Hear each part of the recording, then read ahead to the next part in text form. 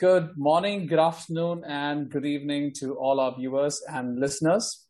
Hello and welcome to the North Tech webinar series powered by Accubits. For centuries, mankind has used Polaris, the North Star, to navigate and explore the world. Inspired by this, the idea behind our webinars are to discuss technologies, innovations, and explore its impact on navigating us to a better world and a brighter future. My name is Shamir Taha. I'm the Chief Strategy Officer at Accubits, and I'll be your host and moderator today. This webinar series is an initiative of Accubits, a leading business transformation and engineering services firm focused on emerging tech such as artificial intelligence and blockchain. So welcome again. In today's episode, I'm joined by industry stalwarts and thought leaders in domains to discuss NFT and to decode different NFT business models. So let's first get started by learning more about our panelists. Today we have Morgan Dean. Hi, Morgan, and welcome to our North Tech series. Morgan Dean is based in Zurich, Switzerland, where he is the CEO of Swiss investment bank, Baader Helvea. He is originally an international lawyer and has spent his career working with major global investment banks such as JP Morgan. In his private capacity, he's an advisor and angel investor in early stage companies with a particular focus on blockchain and cryptocurrency. It's good to have you with us today. Thanks. Good to be here. Next up, we have Sandeep Sangli. Sandeep Sangli is the co-founder of Mint, which is the first community-owned public NFT marketplace on Tezos. He's also the head of business development at the Tezos India Foundation. He's a strong advocate of blockchain technology and works towards bringing blockchain's benefits to various sectors. Good to have you with us. Thank you. Thank you.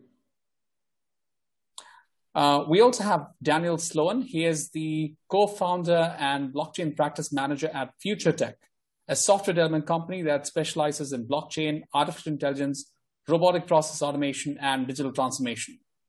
He has been an advisor for many entrepreneurs and organizations for launching NFT and blockchain-based business models.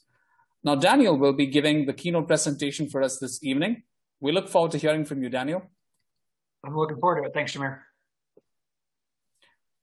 Next up, we have Rahul AR. He is the CIO at Accubits Technologies. He has helped several global organizations with their blockchain transformation. One of the products he built, Coin Factory, has helped its customers raise over $640 million via ICOs and STOs. He's played a key role in enabling the blockchain transformation for the Dubai Land Department, Dubai Police, International Deal Gateway, and several other organizations. Thank you for being with us today, Rahul. Thank you, Shamir. And last but definitely not the least, we have Dinesh Guada. He's an author, academic, influencer, serial entrepreneur, and leader in Fourth Industrial Revolution, AI, fintech, digital transformation, and blockchain. He's ranked as one of the most influential people in blockchain in the world by Right Relevance, as well as being listed on Cointelegraph's top people in blockchain and Rise Global's, the Artificial Intelligence Power 100. He was also listed as one of the 100 B2B thought leaders and influencers to follow in 2020 by Thinkers 360. Dinesh has created various companies such as Studium Tech Platform, a digital and blockchain startup that's created the software iDNA and Block Impact, and also the founder of platforms such as Open Business Council, Cities ABC, the publisher of Intelligent HQ, HedgeThink, Fashion ABC, and Trades DNA. It's a wonder how he manages his time. Dinesh is also the co-founder of Tech ABC, a digital transformation platform to empower, guide, and index cities through 4IR-based technologies like blockchain, AI, IoT, and etc. Thank you for being with us, Dinesh. My pleasure. So before we begin, for the audience joining us today, a very warm welcome to you all. We will start today with a panel discussion, followed by a feature presentation, and then open up the floor for audience questions. Feel free to use the Q&A window to leave any questions that you may have for our panelists, and we'll do our best to answer them towards the end of the session. You can find the Q&A button right at the end of this Zoom window. So let's kickstart this discussion with Dennis. So, NFTs are the rage. I mean, it's literally influencing a lot of industries, especially art, entertainment, sports, and industries. I know you're an artist yourself. So being an artist, what are the challenges and opportunities you see in this space? And do you really think NFTs could disrupt these industries? So thank you for the opportunity. So I think I see this as an holistic way. So I don't see this as just a show of fashion or a trend. Although actually from a trend perspective, I was looking at Google Trends, and definitely at the moment, NFTs is ranking above blockchain in Google Trends worldwide. So which is quite impressive because blockchain is much bigger than this. So definitely the interest is big. But I see, so as a creator and someone that is in the verge between creation and influence marketing and digital, and as well, I've been working with musicians from pop stars like David Bowie to Depeche Mode and so forth. One of the things I've been finding out within my career is that, so as we digitize different assets in society, and in the end of the day, we tend to digitize everything from our data to creating digital twins of our cities and so forth. We'll need tools to empower us and tools to make us more productive, but as well to monetize our data and to monetize our creation. And one of the challenges that we're facing nowadays is definitely we have amazing tools, we have amazing technology, but the data monetization and a lot of the digital tools are controlled by a few organizations worldwide. That there's nothing wrong about it. They did it legal, most of them, and they achieve fantastic results. But I think the challenge that we are facing right now is how can we empower, for instance, there's around 3 to 5 million artists and creators around the world. Mm-hmm. Most of these people are living under poverty lines. Then we have, for instance, if you go to music industry, right now with COVID, most of the artists are not making money. And for instance, we have Spotify that represents around 30% of the world music industry, which is around 30 to 50 billion dollars. And this is direct money, indirectly probably is bigger.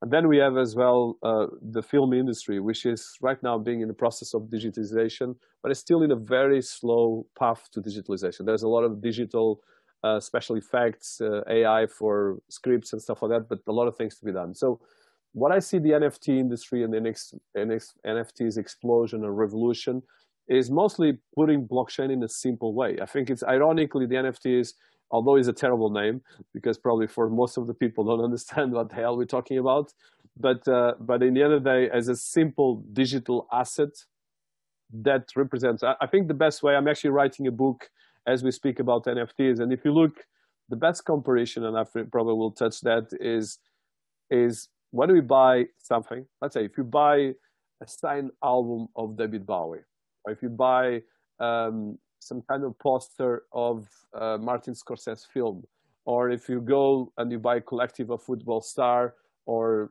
some kind of things like this, or even if you are in the fashion industry and you want to buy a collective of Louis Vuitton, or even something like that, you need to have a certificate of authenticity.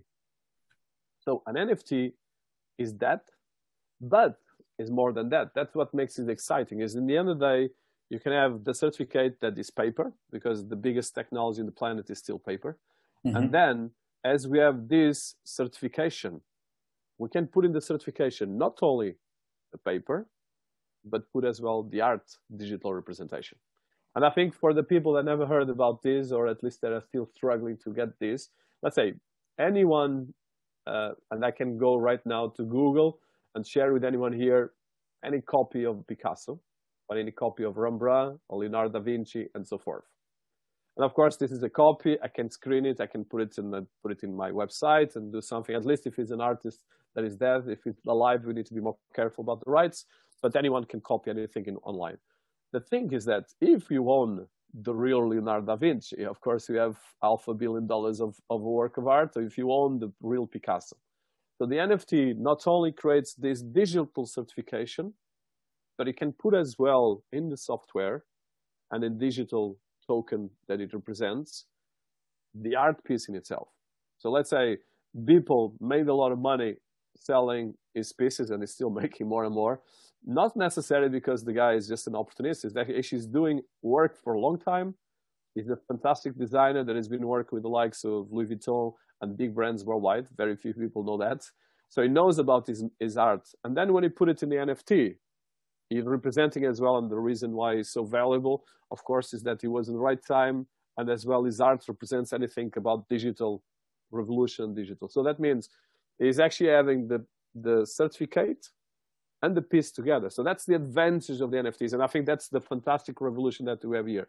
But as we go, and just to wrap up, I see this going from art to film to music. For instance, let's just, for the people, for instance, last week or 2 weeks ago, Weeknd sold $2 million on his pieces of art and music. And mostly what he did was, in partnership with the designer, he created specific pieces that are collectives, put it in an NFT, and it was sold. Actually, I wanted to buy one, I was not on time. So I think the point here right now is the opportunity that this brings is massive. So, and as you can imagine, we start with the creative industries, but this in property. If I buy a property, I need to have a papered certification that I have a property in Dubai or in China, whatever the place. So this opens a huge amount of things, because when I have my NFT, of course, someone can hack my wallet, and there's still a lot of the security things we have to do, and Shamir, you're the expert on that. But at the same time, the possibilities are enormous, because in the end of the day is the blockchain revolution that Tom Scott was talking initially, that is right now being possible without the risks of the trading and the speculation. Of course, you can speculate, because in the end of the day, if you have a collective of people or a collective of David Bowie or anything else, of course, it's more valuable as the artist gets more prestige. But at the same time, having this ownership creates a market that can be done, and they can actually have a lot of different models from IP and so forth. So I don't want to go more, but I think I kind of try to explain the simplicity of this. No, thank you, Dennis. I think you've basically been spot on this topic. I think NFTs are going to revolutionize the creative industry, just like how the iTunes have revolutionized the music industry. And really bring value to all the creative artists out there, be it in music, art, physical art, whatever that may be. Fellow panelists, do you have any points to add on to that? The only thing I would say is, everyone kind of tries to figure out, well, what is the best way to describe NFTs? And I don't know where I heard it, but I really liked it. Digital bragging rights. Right. Great. All right. So, NFTs literally remind me of the ICO buzz that happened around 2018. And that buzz was pulled on by the intervention of the SEC and other regulators. Morgan, you being an international lawyer, could you share your thoughts on whether NFTs can be considered as security tokens? And how is the US Securities and Exchange Commission and other regulators prospecting, the NFT domain? Yeah, well, I think the fact that this is getting so big so quickly, it's not a surprise that it's starting to find its way onto the regulatory radar. I think it's almost a replica of what happened last year with DeFi. DeFi just exploded in terms of size. It was only a matter of time before regulators started to realize that they needed to look at it. So I think, we're looking at NFTs. As you said, it's one of the things that everybody's talking about. Everybody's asking what it is. Companies like Dapper Labs are now looking at, Dapper Labs has a $2 billion valuation. I mean, we're heading into a big year for NFTs. So once that happens, you can be certain that regulation is coming. The one thing, of course, that there are many things from a regulatory point of view that need to be considered, but I think the big one, the big risky one, is whether or not an NFT would be seen as a security token. That's something that we've grappled with in the cryptocurrency space for years now, is where platforms were issuing tokens that they said, this is a utility token because I said it's a utility token. And then the regulator gets a hold of it and said, well, actually, no, it's a security token for a number of different reasons. Now, at its purest form, I think an NFT should not be a security token, because in my mind, NFTs are sort of falling into two buckets. One bucket is where we, like Dennis described, is you're looking at this is a certificate of authenticity, it's a certificate of ownership, it's something which is attached to the specific item that it is linked to. You buy it because you like it. If somebody is going to buy it from you, it's a personal preference, but ultimately it's because you like the particular thing that you're buying it. So that NFT is pretty clear. When we move into a second bucket, though, We have NFTs linked to things like property, NFTs linked to classic cars, wine collections, and music. And in some cases, those things are still very clear. For example, you might be just buying an NFT that's linked to a specific album or a specific item within art. But it gets a little bit complicated when the NFT carries additional benefits. So, for example, in real estate, you typically have the physical asset is tokenized through a special purpose vehicle, and you're buying a token which is then giving you fractionalized ownership, but it's also potentially giving you a revenue stream from the rent coming from the building. This starts to fall right into an investment contract and therefore a security token. The same would be the case for example, if you buy an NFT linked to music. It's one thing if you're buying it because you like a particular piece of music and that's what you're getting. But if you're buying royalties or some element of the copyright attached to the music and it's entitling you to a revenue stream coming from the royalties, then that is something which could, I would say, be very dangerously close to being seen as a security token. Now, you asked what is the SEC, how are they looking at this? They have a test called the Howey test. This is a long-standing test which they apply not just in blockchain-related topics, but just generally across the board, where they establish if something is an investment product and therefore a security.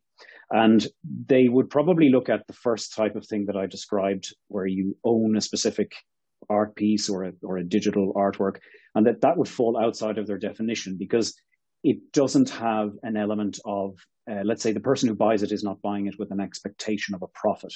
And you're not investing in a common enterprise, or you're not investing in something which is depending on the work of others. I mean, the ongoing work of others.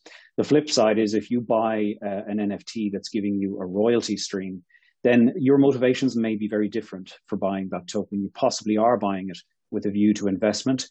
You're investing in an element of a common enterprise because you're kind of betting on the musician being successful and you're betting on this song being popular. So there's elements of investment attached to that.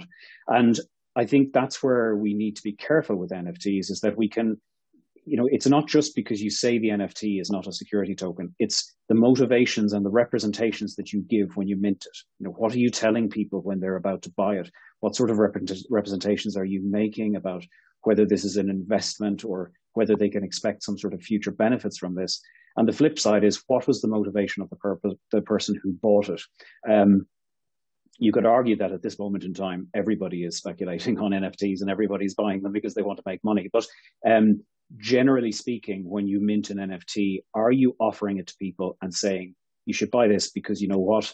I'm doing something really great here and you're kind of investing in me. And if I'm successful, then this NFT is going to bring you great wealth.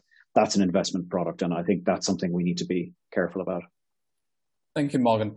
There is a glaring knowledge gap between individuals who are planning to launch an NFT business and companies that have expertise in financial and legal considerations. What are your thoughts on the risks associated with this knowledge gap? Well, I guess you could pick up from what I was saying just in terms of the difference between a utility token and a security token. Like, we can look at, for example, what's happening with Ripple right now. You can have teams, like typically up to this point in the blockchain journey, we've had groups of people who formed companies who have built protocols and issued tokens, and they've got teams of experts, legal experts, commercial experts, and they can still get it wrong. And even sometimes they're right, but they have to start explaining themselves to regulators. Now with the NFT push, what we're going to see is a lot more individuals minting tokens. So there's immediately going to be a knowledge gap in terms of the risk between minting a token that could end up being a security versus something that would be not perceived as a security. And that's just simply because you're dealing with, it's individuals. These are creative people. They're musicians, they're artists. They're not necessarily people who are going to be experts in all of the things that surround it. So there is definitely a risk there. I would also say there are some maybe a little disconnection in what buyers sometimes think an NFT is all about. Not every NFT contains the actual file of the item you're buying. You're buying an NFT, which is a certificate of ownership, but you never get your hands on the real thing. Some people misunderstand what rights they're getting. Are they getting the copyright behind the asset that they're buying? in the case of, like I said, when we go back to music, if you're investing in an NFT and you believe you're getting royalties, then you'd need to be pretty clear that that's what you're getting. And I think when you have individual creative people who are minting these tokens, they may not have thought through those things themselves. So those things need to be, they're not complicated. I mean, it's not that these things can't be solved, but I think these are things that you might overlook when you're somebody who's so excited about the artwork you've created. You forget what other elements you might need to think about. And the final point I'd make on this as well is that, and I guess this is something you'd find more with music rather than art, you could have people collaborating together, 4 musicians who come together to make something in music. They're not forming a legal entity. They haven't gone through the process of deciding who owns what share of what. They haven't considered what happens if they fall out, if somebody dies, if somebody loses the key, if you're going to have elements of a payment stream coming into a wallet, who controls the wallet, who's determining how much everybody gets. Those are things which need to be thought through as well. And one of the most common mistakes startups make, and I think anyone who's been involved in startups will say this, you've come across a horror story where a group of guys got very excited about an idea and forgot to actually think about what would happen if things didn't work out, or if one person wanted to leave. And that may be another risk that a group of collaborators would have when minting an NFT. So again, nothing complicated, but just because we're dealing with individual people, I think there needs to be an element of caution exercised. I agree. Well, thank you for that, Morgan. So Rahul, you've been in the tech industry engineering some of the more advanced products in fintech and crypto. NFT marketplaces are one of the new and probably the most sought after business models that are being built around the NFT domain. From a technical standpoint, what would be your advice to an entrepreneur who is planning to launch an NFT marketplace? So I think first they need to consider the audience they are representing. So, for example, if they are representing more into trading users or to buy a asset for the gaming industry, so they need to first consider the who are the buyers of that specific assets. So based on that, they need to take care of that the blockchain network. So first we need to identify the audience of that particular marketplace that they are representing, and then they need to consider that blockchain network. For example, if they are more into trading, or they want to trade the NFTs on multiple platforms, then they are definitely look onto an Ethereum based network, because if you are onto an Ethereum based network, we have a lot of supporting platforms. Like if you are buying on a OpenSea marketplace, you can list on another marketplace as well. Like for example, you can list it on a super rare or a rareable or any other marketplace. They can resell and do the trading part.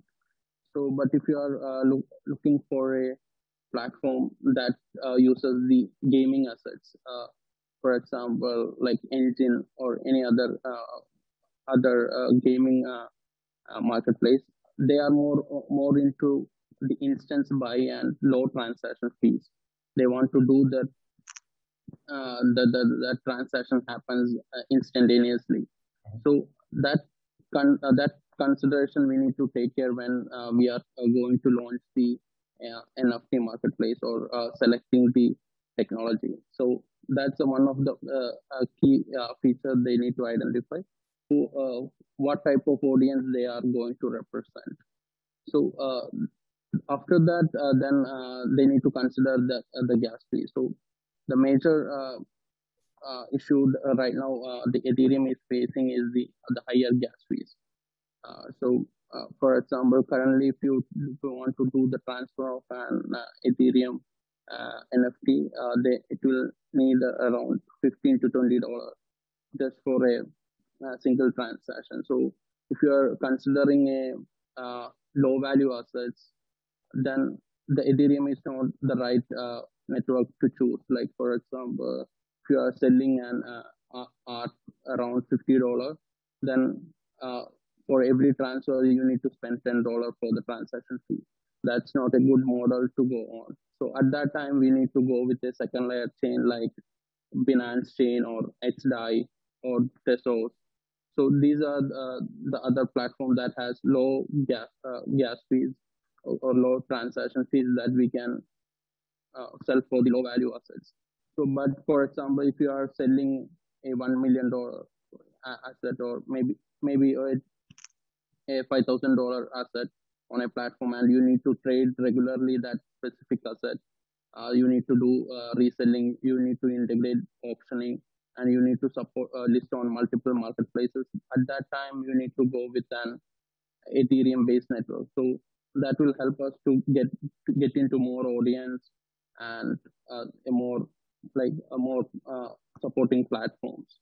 That's one consideration when we go with the when we trying to take a marketplace network. Then there is the other feature we need to take care of is the different standards, like what type of standard we need to use. So currently, most of these platforms support the NFT standards like ERC 721 and 1155. So some of them are just go with the 721 standards on their platform. So the issue is like most of the current systems like OpenSea or any main marketplace, they support these 721 and 1155.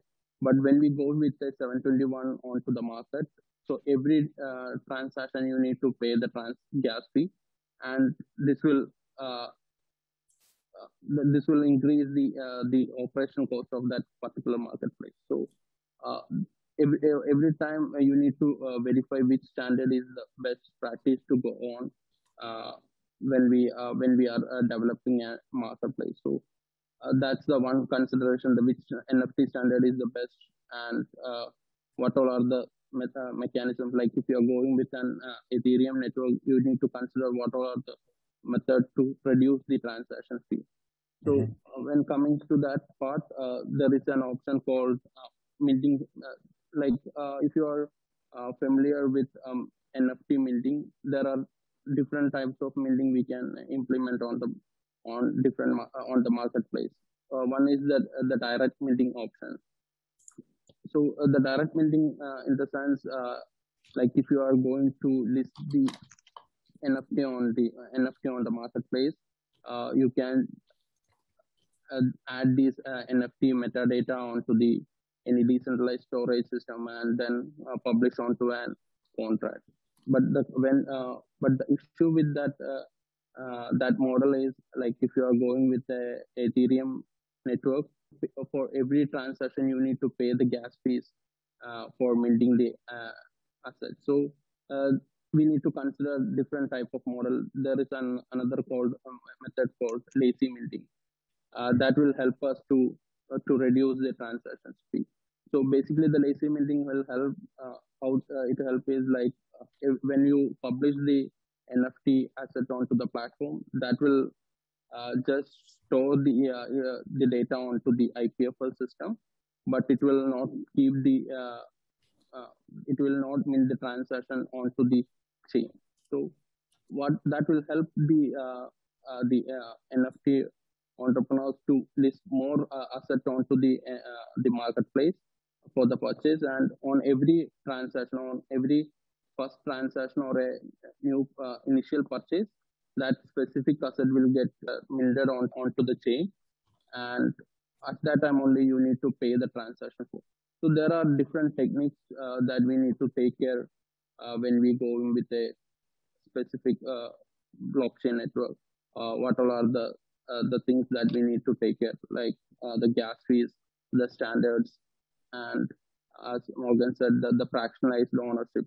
So every time, like if you are going with a fractionalized ownership assets, which standards needs to be supported, and when we doing this fractionalized ownership trading, what type of like we can go with a completely decentralized model for the trading, and there are like if you are going with a Nifty gateway, most of them are on happening on the within the centralized model.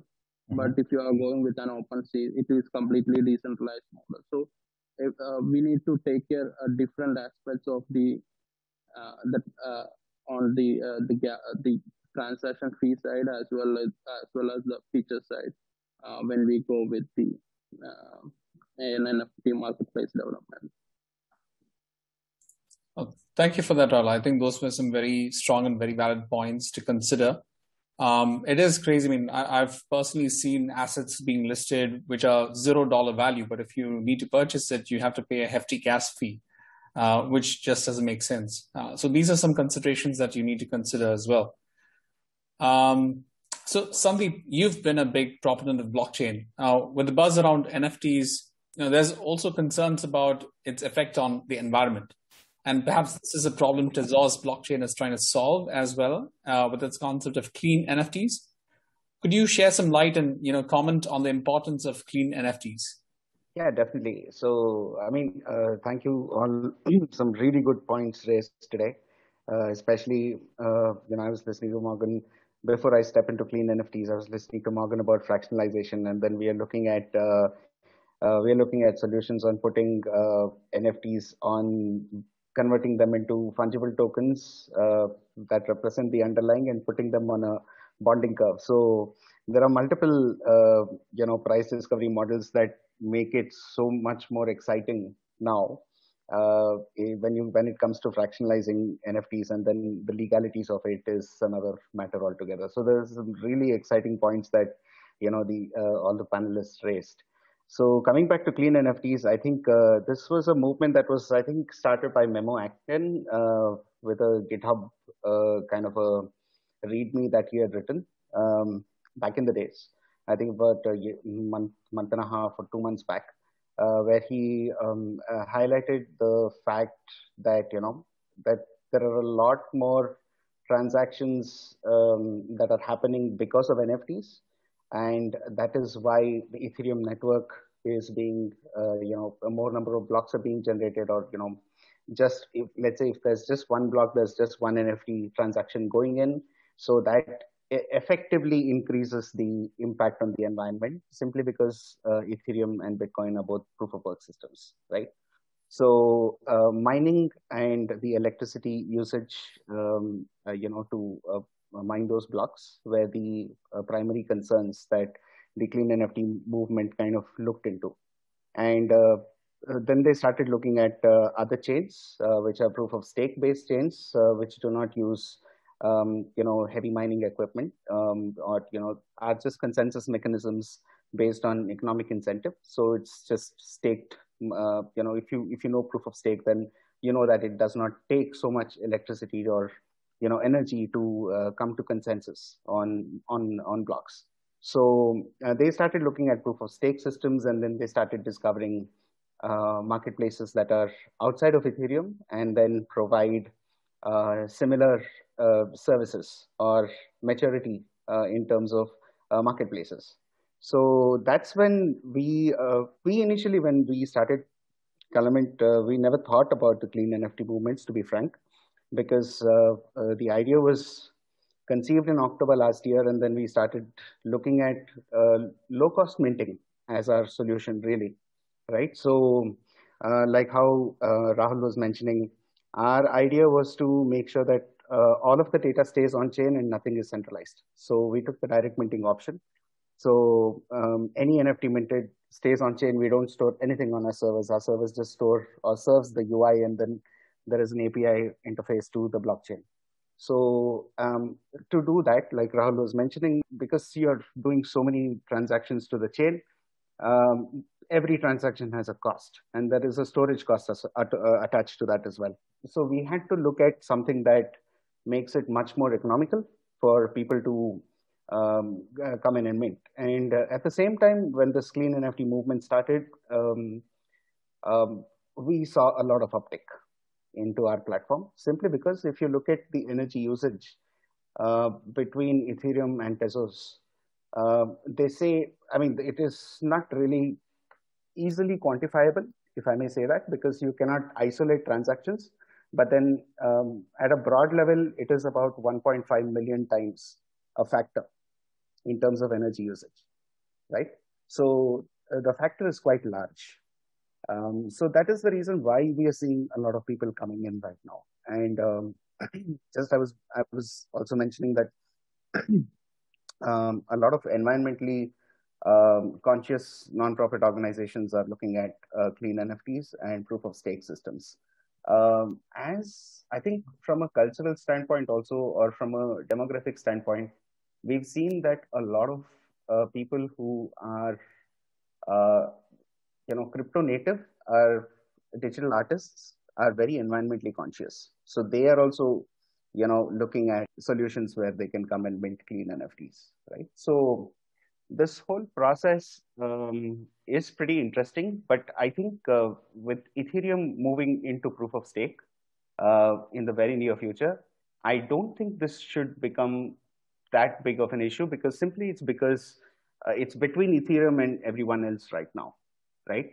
And the minute Ethereum moves into proof of stake, I think the platform maturity that NFTs have reached on Ethereum is way more than compared to other platforms, because we are also new. We are just 1 month old, right? And then the maturity of platforms still is much better on Ethereum. And so and also another factor that I think will kind of make this a non-issue towards the end of the year is interoperability between chains. I think we should start seeing that happen very, very soon.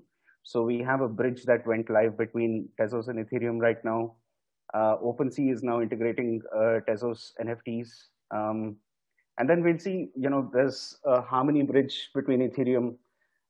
So we'll see a lot of interoperability between chains and cross-asset movement. So I think platforms and how platforms will be relevant to the users will be more important as compared to just clean NFTs as a movement. This, I think, will go away very soon, maybe towards the end of the year. So that's my take on it. Thank you, Sandeep. I have a question for all the panelists as well. I mean, so we're seeing this whole buzz around NFTs and, insane amount of money being thrown at it. If we had a, kind of a, fortune-telling glass, if you had to look into it and say, what do you think? Is it just a hype? Is it a bubble? Do you think the prices will continue, or do you think that there'll be a drop in the valuation on secondary prices as we go along? We've seen that happen in the ICO domain. Do you think that will be the case with NFTs as well as we move ahead? Yeah, I think as with all things, they normalize, right? And what I think we'll see more with NFTs is the use cases and the creative use cases of how to, take an NFT. We're talking with the production studio, and we're talking about taking their 30-minute short films and breaking them down into, every minute being an NFT. And, every day we're kind of hearing about all these new kind of inventive ways to take this concept that's been around for fractional ownership and been used for a number of years, but now being applied to a very specific use case. So it will be interesting to see where the prices land. But I think, as with anything, as it starts to get more mass adoption, certain things will not be valued as much, just because there'll be so many other things to look at. You'll have 100,000 things to shop from versus now you might have 10,000 as a point of relativity. Thank you, Daniel. Dennis, you were saying? Yeah, I think, there's a very important, speaking of what Daniel said, that's going a bit further. I would not compare the ICO kind of wave with the NFT wave, because like we mentioned before, I would say that the NFT wave, in the end of the day, there's a value behind it, independent of all the different things that the different panelists mentioned. I think, of course, there's in the end of the day, you buying effectively a piece of art of someone, or some kind of ownership piece, a creative element. And I think that's a big difference that we need to separate. Of course, the speculation will be always there. And I think right now, of course, there's a huge speculation. The market went to $400, $500 million. But I think, of course, the speculation is one thing, the ownership is another. And I think for me, I always look at long term. Of course, I leave the speculation for the traders. I think they have their space. And I think sometimes I would like actually for us to have less speculation and more value creation, because I see this as, for me, as a tool that is exceptional, important for cities. That's actually, we're building something, an NFT marketplace for cities ABC platform, one of our platforms.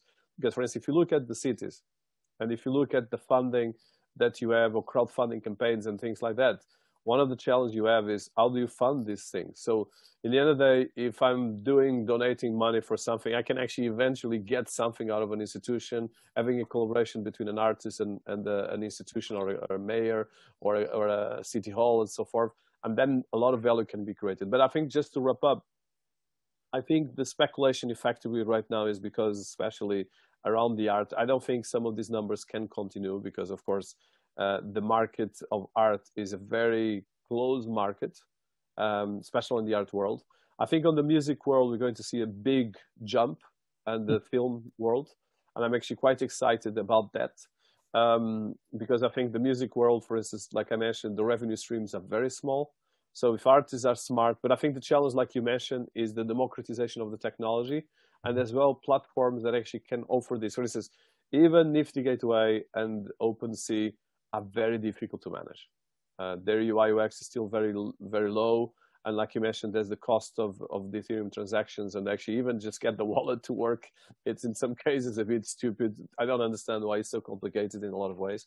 I think on that level, kudos to Coinbase, whether you like it or not, they democratized the management. And I think the bigger wins here for us, and the final part to you, Shamir, is going to be the bigger winners are the marketplace that actually can make this easy to use, and actually can get the users, both the creators and the investors, or even the collectors. Because for instance, if you look, even Mark Cuban is launching lazy.com. That is a platform for NFTs, which is still in early days.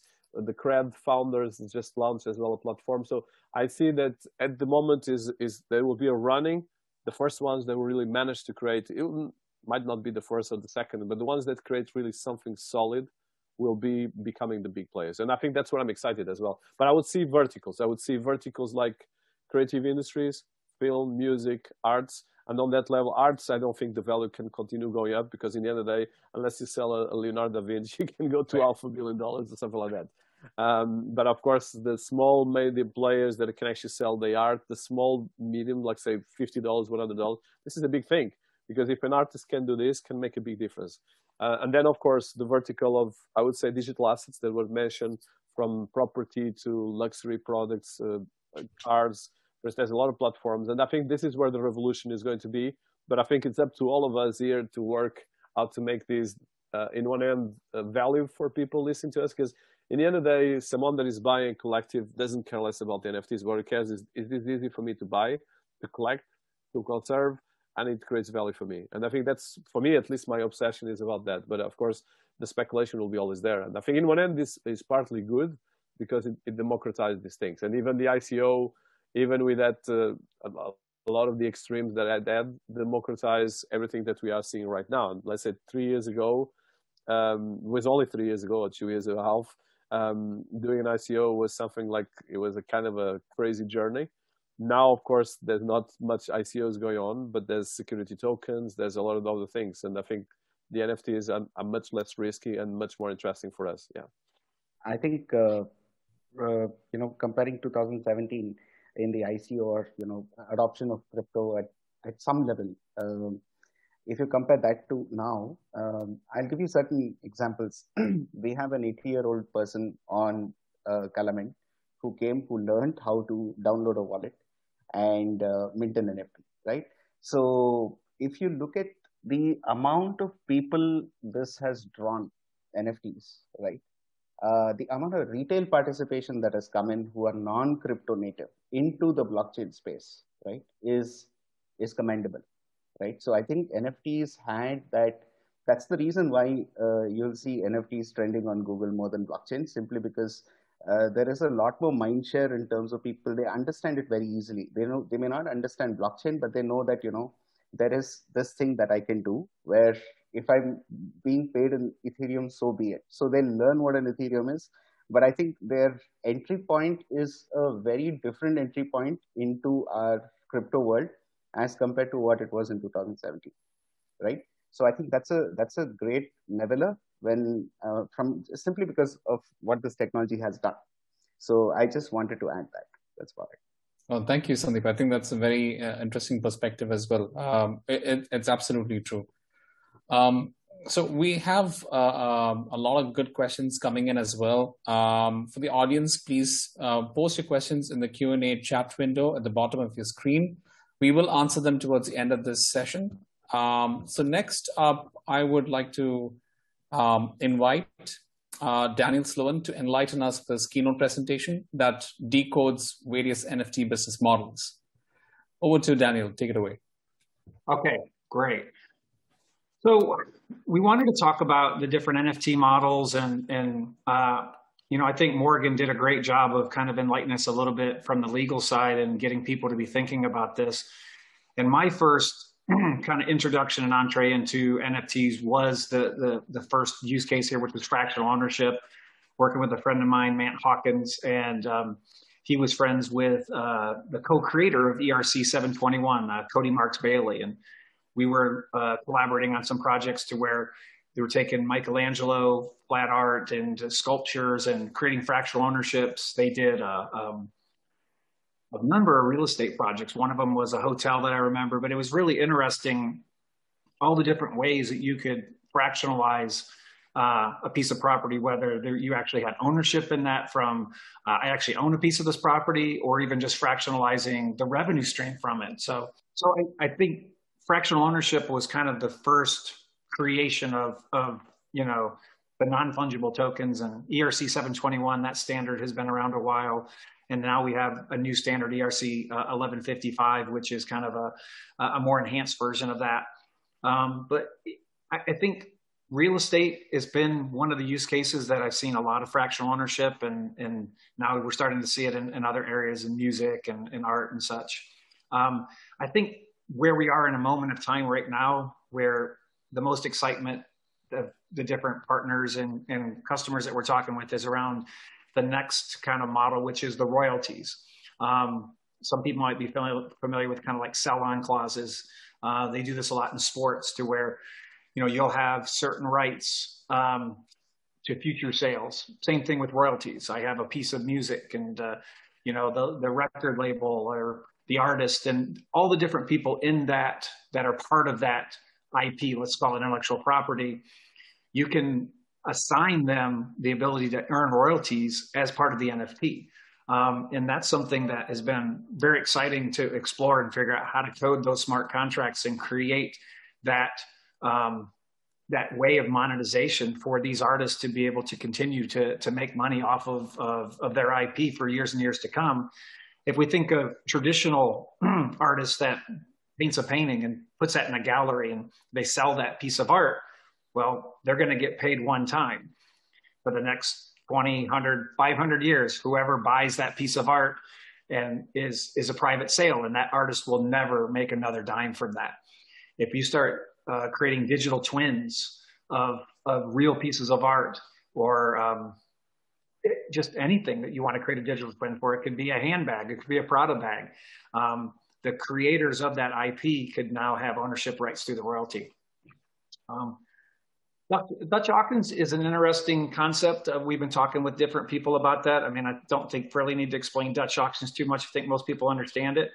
You know, you have a very inflated price for whatever this NFT is going to be, and then over either time or when it hits a certain value, you know, the sale of that NFT will go. So I think we're looking at, from business models, kind of incorporating some of the more, what do you say, traditional.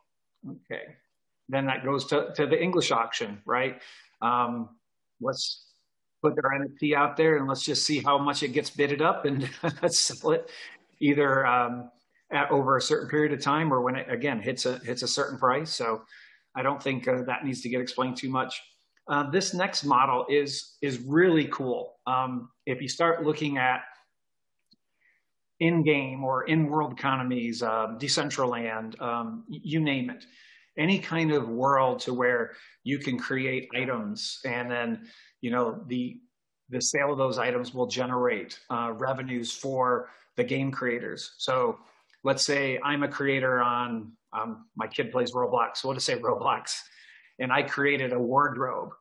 And so me as the creator, I'm going to make a certain amount of revenue from creating that and selling that. But the owners of Roblox and the platform, if they were created in NFTs, they can be making the transactions for having that that IP, let's just call it, those in-game items to be sold and transferred, because now you have an immutable record that this was the 40th item that I ever created, or this limited edition. So the ability to create, as I said earlier, the digital bragging rights, say, hey, I own this piece of IP from this creator, is going to create in the in-world economies the ability to make fees and make money. And then obviously as that scales and grows, that can be a significant source of revenue for those in-game worlds.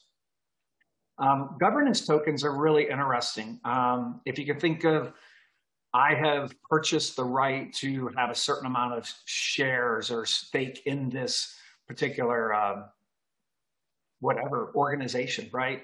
You know, you're going to hold these tokens, you're going to have voting rights, you're going to be able to propose, hey, you know, as the next feature, I'd like to see, you know, this added or that added. So I think the ability to govern that, for lack of better words, since it's a governance token, and to know who has the ownership, who had them before, you know, tracking that, and being able to have kind of a clean governance of that is an interesting use case for non-fungible tokens. And I think, you know, we can think of all the different business models and all the different ways that NFTs are going to evolve. I think there'll be peer-to-peer, right? People will be able to, just like we've, you know, kind of seen these peer-to-peer Bitcoin networks, right? Craigslist style places. I think those will also evolve. We didn't really create a slide for it, but that's going to be interesting to see how, once this matures, the peer-to-peer model kind of shapes up. That's my story, and I'm sticking to it. Thank you, Daniel. I think those were some very interesting points. I think we're seeing a lot of interesting business models come up, like you mentioned, you know, virtual worlds and you know, some very interesting business models, including fractional ownership of these virtual lands and, you know, creating royalties around it. So it's an interesting time, and thank you for that, Daniel. So I think now would be a good time to actually open up the floor for questions from the audience. We have had a series of questions come in. So let's pick a few. So there was one that was posted. Let me just quickly check. So there was a question posted in us by Carrie. Is NFT art for real or merely just a piece of code that represents a contract? I think it definitely is for real. And I think, like we mentioned, as we get the economy more digital, definitely buying an NFT art piece is going to be a great investment. For very important thing, of course, with the legal disclaimer, is choose the artist that you like, and as well organize things in a way that you can actually build a relationship, especially with the piece that you're collecting, and the marketplace as well, because in the end of the day, the wallet where we have this piece of art is going to be a big important thing for the consideration of this, especially if you're looking at this. One thing is a collecting, and I think we need to separate, like Daniel mentioned, there's the part of the NFT that is collecting, and there's the part of the NFT that is investing. It's two completely different things. So let's say if you're buying a piece of art from an artist, the first thing you need to understand, okay, you are buying a digital piece of art. It's not a print, it's not a sculpture. But I think if you get this piece of art, you'll be owning, and I think it was put as well before between the panelists and multiple different things, is it might be the case that you buy only representations, like buying, for instance, imagine you buy a copy of 1 of 10 copies of a Picasso. It might be a printing or stuff like that. So you can buy an NFT that is the original one and it's only yours, or you can buy like a mint of 10 NFTs. And I think this is very important, but definitely I would say that all the art world is going to move partly to this. And I think any new artist, whatever you're doing, printing or sculpture or anything else, you need to work on that. For instance, I've been working with Ida Robot, that is a robot that is building art pieces, and they as well creating this. For instance, I actually interview, is today live with David Anson, the founder of Sophia the Robot, that actually sold $1 million in art pieces, NFTs, with Andrea Bonasetto, and you can see actually that it was in Nifty Gateway. So I think definitely it's a great investment, to be honest. I think because if you're buying these pieces, in the case of Sophia the Robot, and as well David Anson, actually I don't know, but he started actually as an artist working for Disney. Now he's one of the biggest robot scientists in the world. So I think definitely to answer directly, I would say that this is really going to make a big difference for the art world. Of course, there will be a lot of different velocities, but for instance, it was announced last week that Damien Hirst, which is probably the most expensive live artist in the world, or one of the top 5, is doing actually something actually with a consensus and as well with another marketplace. So I would say that every art piece that can actually be honored, that's the certification, but as well if you can put the two things together. And I think actually Beeple, for the ones that are more interested on this in our audience, go to Beeple last collection that he actually just launched actually last week on Nifty Gateway, where actually is creating not only the wallet, but it's creating like a digital part that represents the piece and then the wallet relationship, which is a great way to coordinate that and create more value. In the end of the day, he's a very savvy business guy right now. Thank you, Dennis. There's a question from Kraken New. So he's got 2 questions. What if an NFT is representing each and every physical product, which is both a collectible as well as a consumable but unique item? How the related NFT would be burnt if and when the physical item is consumed and doesn't exist anymore? Anybody wants to take that question up? I can take that up. There's a very good use case that initially, I mean, this was one of the first use cases that bonding curves and physical NFTs and token was created by some guys at Uniswap. It's called the Unisox Exchange. So if you look at Unisox Exchange, they've done something similar. Yes, obviously it can be better, but there is one use case that you can look at already. So what they did was they created 500 pairs of socks, each tokenized, and they put that on a bonding curve. So every token, the amount was increased. So let's say there is a certain supply.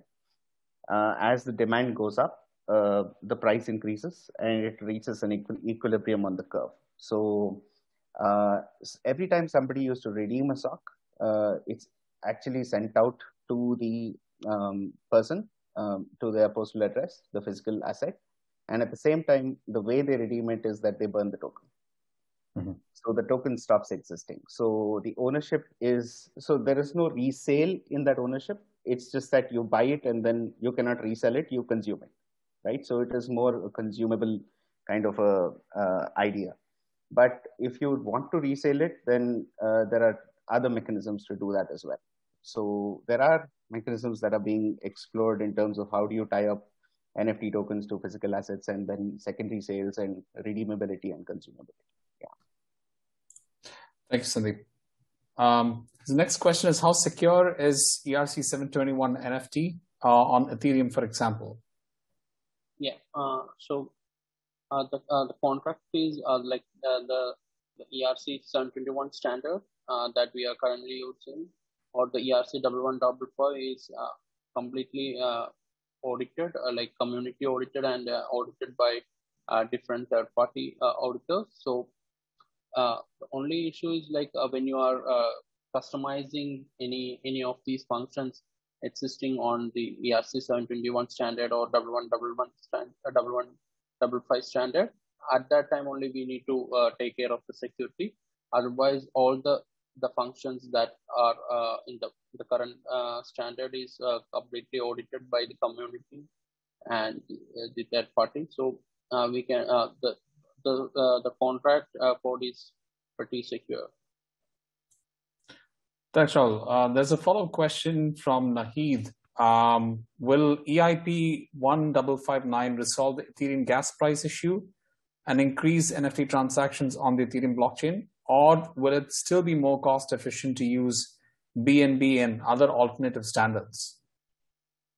So they are implementing the ERC, that's 1159 standard, to reduce the gas fees, to reduce the gas fee per block.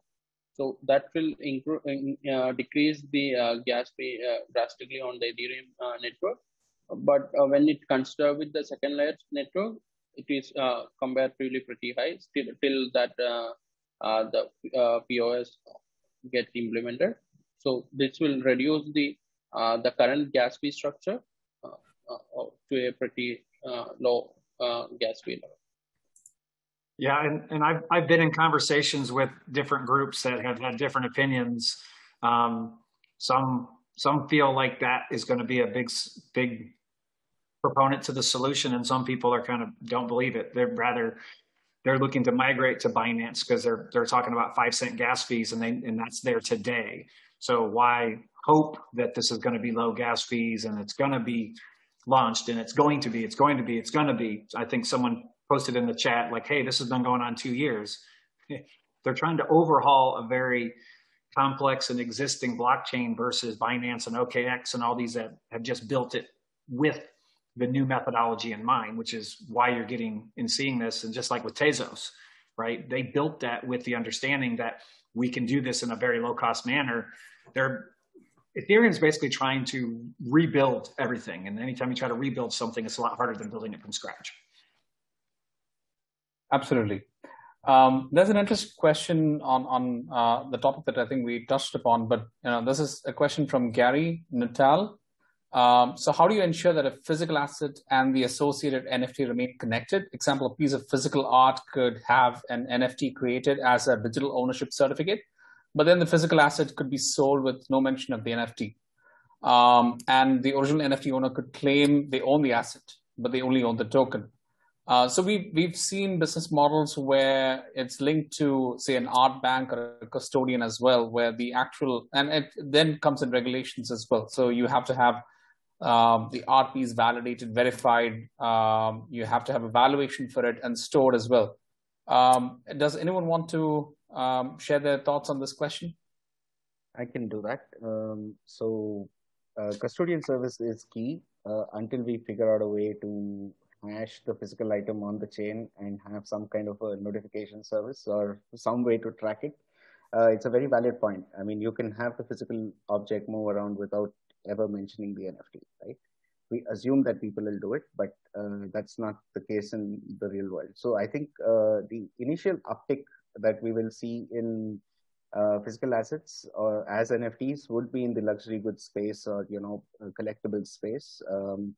That's when we will see custodian services being central to the whole underwriting, valuing, and ensuring the NFT itself, right, and the physical piece. Thanks, Sandeep. Yeah, and I would actually I'd probably just add there as well. I think, to Gary's question, I mean, the ultimate aim here is that the NFT is the proof of ownership. Like we may not be there yet, but I would see that we talked a lot tonight about the, let's say, the speculative element of new assets being created by NFTs. But I think we should also bear in mind that certain industries that exist today, like luxury goods, like wine, like art, where forgeries is a big problem and counterfeit is a problem, this could end up being the gold standard for proof of ownership and certificate of authenticity. So actually, when you get to the end result here, the NFT holder will be the holder of the asset. If the asset goes missing, then that's a custodial issue, but the asset owner will be the NFT token holder. Thank you, Morgan. We have a question from Jackie Pluton. Good to have you with us, Jackie. So his question is, are there any recommendations on legal issues and also the best length for NFT? Oh, that's a good question. Gosh. How long do you want to potentially earn royalties from it? I mean, there's no precedence, right? I mean, we were talking about 2017. I was seeing companies come out and value themselves at $50 million. I'm like, how did you come up with $50 million? Like, well, it sounded good. It sounded like we should be worth $50 million. There was no no way to benchmark that or, best practice against anything else. So I think, we're just kind of in the Wild West right now, and there's just really no way to kind of truly come up with what that is. Sure. But I would say that on this, actually, it's one of the chapters. I have actually one person that is a lawyer looking at this. And I think the point right now is that I would say that let's not think about the NFTs, but let's think about the real world. So in the end of the day, the NFT is just reproducing the same. So for instance, again, if it's a piece of art, I can have a piece that is the real one. So the artist wants to sell me one piece of art. Or then I can have like 50 copies of this that is a special series that I'm selling on this. And if we go, for instance, to a collective, and I think that is a very important thing is, for instance, one thing is to get a collective that was signed by an artist, even if it's a digital signature or stuff like that, or by a football or by a basketball player, like it was actually recently done. So I think the royalties can be, first of all, who is producing the NFT? And I think for now we have only 4 or 5 mainstream global platforms that have volume. I'm talking about really volume, serious volume. There's a lot of platforms, but with serious volume. So that means as we get this volume, and for instance, if you see Beeple was a partnership between Nifty Gateway and actually Christie's, which is the biggest auction house in the world for art. So I think these kind of relationships are going to make the definition of the royalties. And there's a lot of different ways because I think this is actually where the coding of the NFTs and the security is going to be super important. I think that's where you guys come, especially the ones more technological people here, but as well the legal part. So in the end of the day is how you program the NFTs and especially which marketplaces are going to do this. And I think this is, for me, it's where the money is going to be as well migrating, because like was mentioned, for instance, when it comes to even art pieces, you can still have a fake art piece and you have a certification or stuff like that, that is continuing. And I think the art world is probably the last industry or at least sector in the planet that is being very careful not to go for this. I was speaking with one of the leading gallerists in the world and they say, well, I think the idea is not to put this digital because they can make much more business on the shadows. And of course, and I think that's the advantage of blockchain is to creating transparency around this. But I would say for purely from the copyright perspective and IP, that's already actually a very good study that I found from a couple of lawyers' definition. Actually, I'm putting that in my book that is going to be released. It's going to be available for free, but I'm going to put it on Amazon and things like that. There's a study that was done. I was just want to finish with that because we actually put a substantial section about IP. I think the way, so there's the security law part of that was touched. There's the legal copyright ideas. There's the copyright, who owns the copyright and how you're going to be managing that. And then there's the ownership of data in the blockchain, which is important to consider as well, as you have, for instance, let's say a series of these. And then how do you upload this in the blockchain and which blockchain? Because, for instance, we mentioned Ethereum, we mentioned Tezos, and then, of course, the marketplace in itself, because most of the marketplaces charge a commission as well. So in the end of the day, this is reproducing exactly Amazon or any other marketplace. And for instance, if you look at in the fashion world, for instance, Farfetch, which is probably the most premium retail marketplace in the world, is selling the biggest brands in the planet, and they are digitizing most of their circuits. So I think they should be the ones probably creating NFTs for fashion, but it's going to be a big thing. But I think definitely the business model, it's all about the legal setup that you put in the NFT. At the moment, I think, of course, the mainstream part is just you get a drop and you sell it. But in the end of the day, you go through the rights of Nifty Gateway, OpenSea, or all the major platforms. Thank you. I think the next question is more from a legal perspective. So the question is by Christian Brennan. If I create an NFT marketplace and regulations change, say from utility to security on previously sold NFTs, am I liable as the platform owner or the creator of the smart contract? It's a good question, actually. I guess I'll be a lawyer in the way that I'll approach the question first of all, and say that the regulations wouldn't change. It'd be just that somebody would say that you misinterpreted the regulation at the beginning.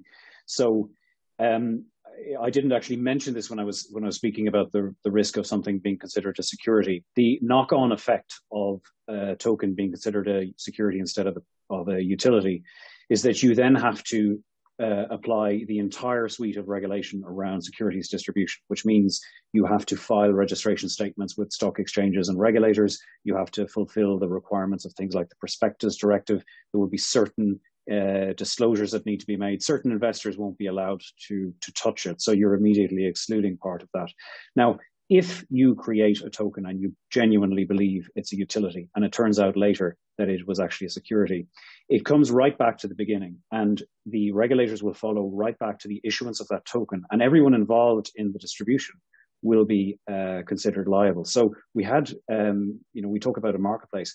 If a marketplace has distributed a security token, then it could be pulled up for needing a securities exchange license to be like a stock exchange, effectively. You could also have problems with people who are promoting these securities. So, for example, there was an issue back in 2017 or 2018 where Floyd Mayweather, the boxer, promoted an ICO, which was later determined to have been a security offering. And he, together with his company, were contacted by the US regulators saying that he would have needed a license to be a broker and promoter of a securities product. So all of these things, it will come back. The short answer is yes, it will come back to haunt you, because you would have been involved in the offering of an unregistered security, and it starts at the very, very beginning. So it will go all the way back to the very start. Thank you, Morgan. I think there are a lot of questions coming up on videos and live streaming as well. So there's one by Douglas. His question is, how would you structure a streaming video service where the content creators own the NFTs and the subscribers or renters would pay and the payments would get distributed to the owners of the NFT? And there's a linked question as well by someone else where if you create an NFT based on a video of a live concert from a content with a release contract of, say, 15 years ago, what would be your recommendations? Well, I can address the first one. I don't know how to answer. That seems like a lawyer question on that 15-year ago clause. But when you start looking at how you can develop your smart contracts and how you can basically put the commercials in there, right? Who is, let's say, the artist? Who's the label?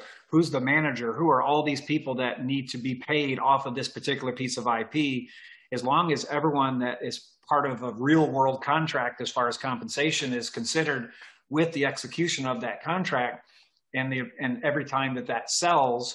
And again, there's no real way to answer how long can you write an IP royalty contract for? Can we do it for 100 years? I'd love to do it for 100 years, but it could be 20. Again, nobody knows right now. So that might have to be amended. But I think just making sure that you take care of everybody from a contractual standpoint. The development of a smart contract is not necessarily the easy part, but as long as that's done thoughtfully and to reflect your contract, then you should be good to go. Then everyone gets paid. There's no worries about somebody didn't get paid for this, someone didn't get paid for that. Yeah. Morgan, do you want to answer the other question, which is about, if a contract was done 15 years ago, and do we need a new contract with the artist of that contract? Or will that contract be okay to continue? It's very hard to answer without actually knowing what's in the contract, because it would completely depend on what terms are in there. If it would cover this situation that you'd be planning on today, I would always advise reviewing and reissuing, because 15 years is a long time, and a lot of things will have changed in that time. So I think it'd be prudent. Absolutely. Rahul, I think this is a question for you. So Gary has asked, how do we overcome the issue of persistence? Currently, an NFT typically points to a digital file on IPFS. If that original file is deleted or the IPFS provider goes offline, then the link is lost. So every time, if the IPFS goes down, we can have a node running, and we can get that information using that specific transaction ID. For example, if we are using a service called Pinata, if it goes down, then we can run an IPFS node, and then we can fetch that data from the specific using that specific hash ID. Anyone can fetch these the asset details from the IPFS node. So if one service is down or that full network is down, even we can just fetch that information from a specific node and maybe create put onto in another network. Right now, that we like anyone can host a specific node on the IP of us and fetch that information and keep it on the local system. All right. So we probably have another 8 minutes left, so we'll just take a couple more questions. Hope it's okay with everyone. There's an interesting question by an unnamed person here. Is tokenizing services a viable business model?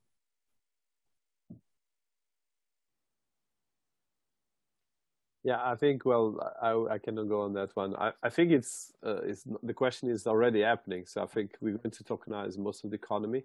Of course, the point is how do you define tokenization? Because in the end of the day, it's about digital certification, point one. The NFT is more than the digital certification. In the end of the day, one thing is just creating like a small digital certification for property, for land registration, for other things. But in the case of, especially what we're talking here in terms of NFTs, it's much more than tokenization. It's tokenization and owning a digital asset. And ultimately, the digital economy is becoming the economy.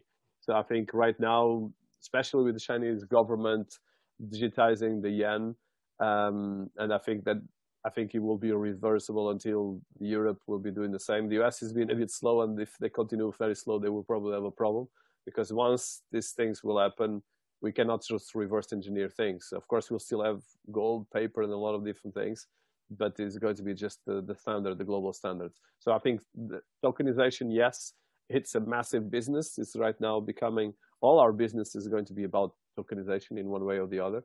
But then, of course, NFTs is a different layer of tokenization. Thank you. So there's this question by Nahid. What standards allow not just the creator of the NFT, but also the buyers to share in the royalties, which Daniel mentioned? Could Daniel perhaps discuss more about how this could be implemented?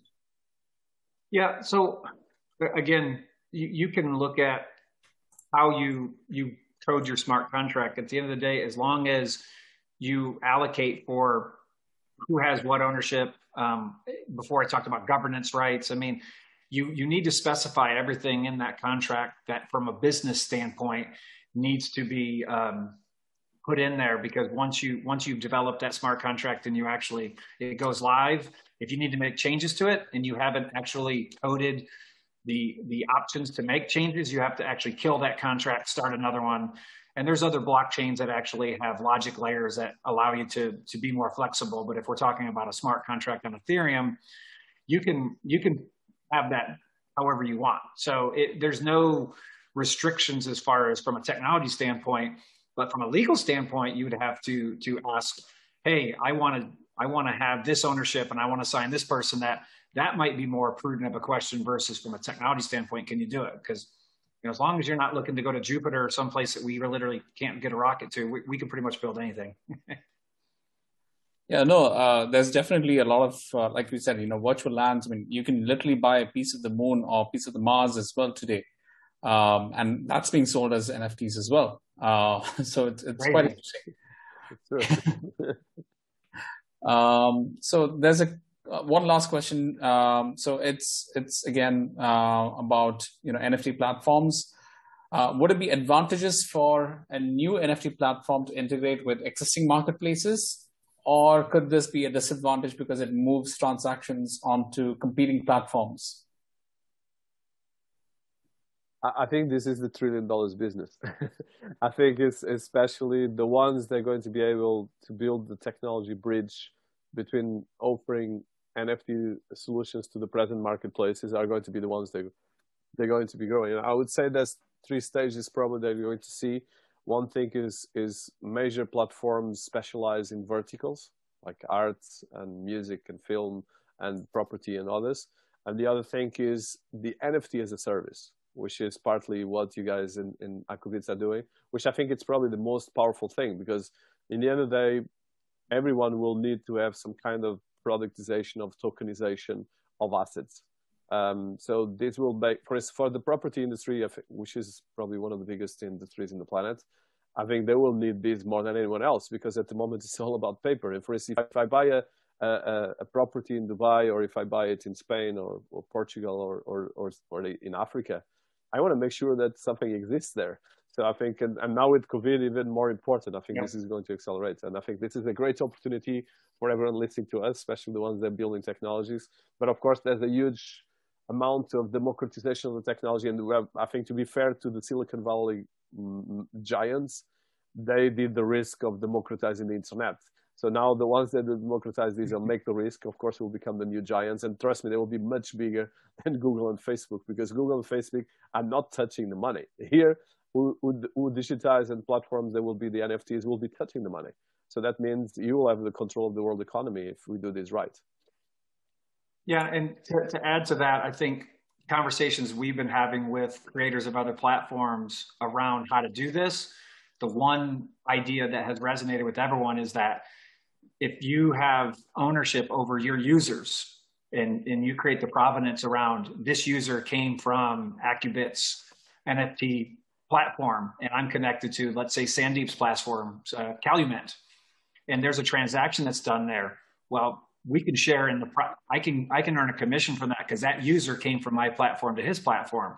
But to that point, if I'm connected to an OpenSea or some other platform that I don't have any reciprocal commission arrangements with, then I could be potentially sending my users and my customers somewhere else that they end up doing business and I don't make any money off of. So I think you want to have that ability to list and create and go to all these other platforms, but I would almost think you'd want a hybrid of connected with some platforms to where you can make sure you can monetize if your users go there, and then connect with some of the bigger ones to just for, you know, having a larger audience to connect with.